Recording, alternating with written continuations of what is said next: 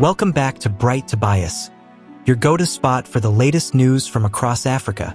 Today, we're diving into a major story coming out of West Africa. On March 10, 2025, Ghana's President John Dramani Mahama made a historic visit to Burkina Faso. This wasn't just a casual drop-by. It's a big deal for both nations and the entire region. So, what happened during this visit, and what does it mean for Ghana, Burkina Faso, and their future together? Stick around as we break it all down.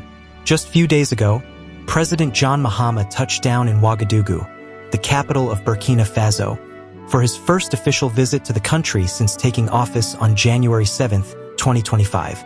He was warmly welcomed by Burkina Faso's interim leader, Captain Ibrahim Traore, and the two sat down for some serious bilateral talks. But this wasn't just about handshakes and photo ops. There's a lot more at stake here. Let's set the stage.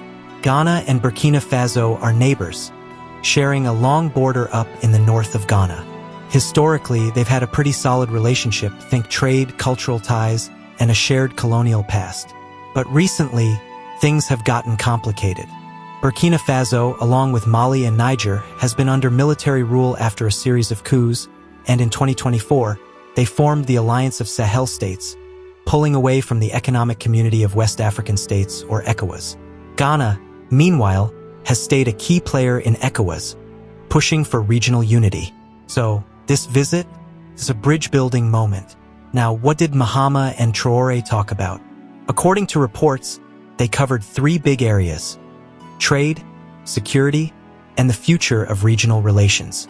On trade, Mahama highlighted some exciting possibilities, like boosting Ghana's electricity exports to Burkina Faso and expanding a petroleum transit corridor. Burkina Faso's even got a storage terminal in Tema, Ghana, and they're looking at using Ghana's pipelines to move fuel up to Ouagadougou. That's huge for both economies. But it's not just about money. Security was a massive topic too.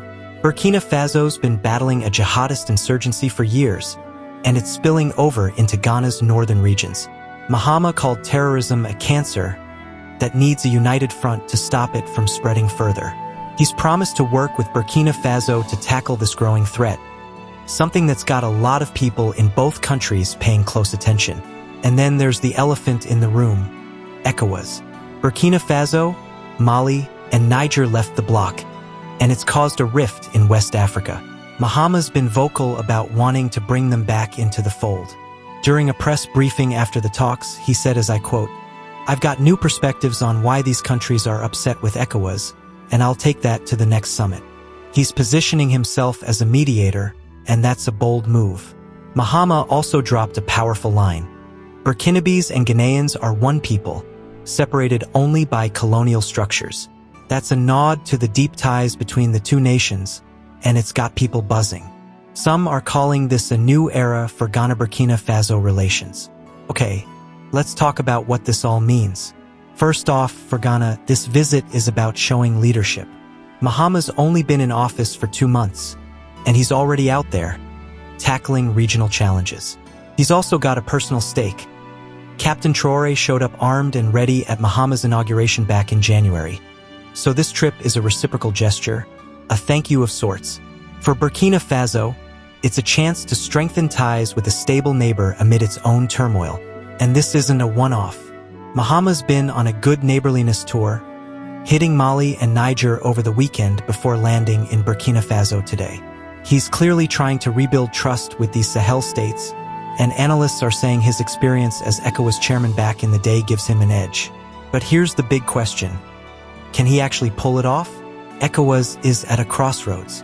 The departure of Burkina Faso, Mali, and Niger has weakened its clout, and security threats like terrorism are only getting worse.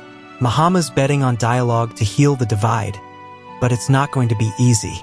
Burkina Faso's junta has its own agenda with the Alliance of Sahel States, and they're not exactly rushing back to ECOWAS. So what's the takeaway? This visit could be a game changer, or it could just be another diplomatic photo op.